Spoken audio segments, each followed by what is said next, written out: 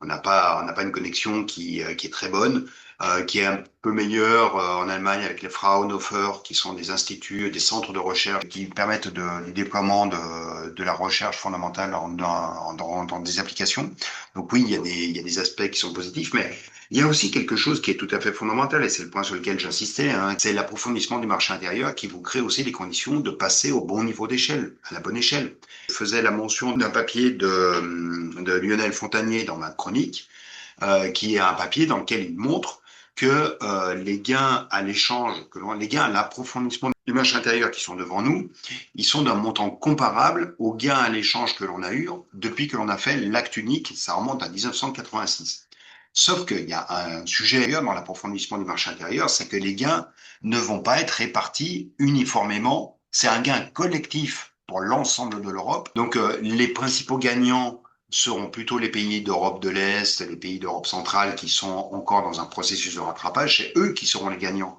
Quand les gains seront minimes pour des pays plus matures, tels que la France, qui en plus ne mettrait pas en place les réformes qui leur permettent de profiter de ces gains.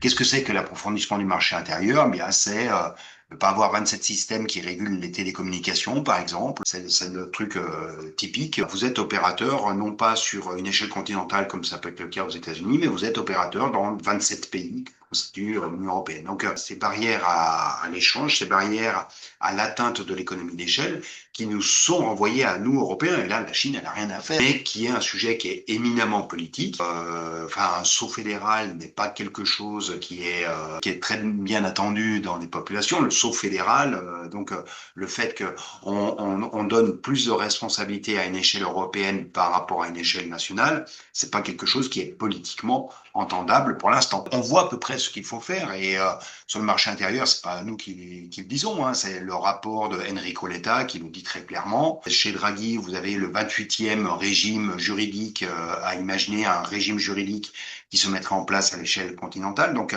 est-ce qu'on a envie de le faire ou pas? C'est là où on voit bien que le moment est quand même un peu compliqué. C'est des politiques. On peut nourrir le politique en lui disant, bah oui, si tu veux vraiment répondre à une aspiration de pouvoir d'achat et en réfléchissant en tant qu'Européen, parce que tu vas créer aussi le fait que tu auras des entreprises qui seront plus solides, plus costauds, eh bien à ce moment-là, il faut approfondir le marché intérieur.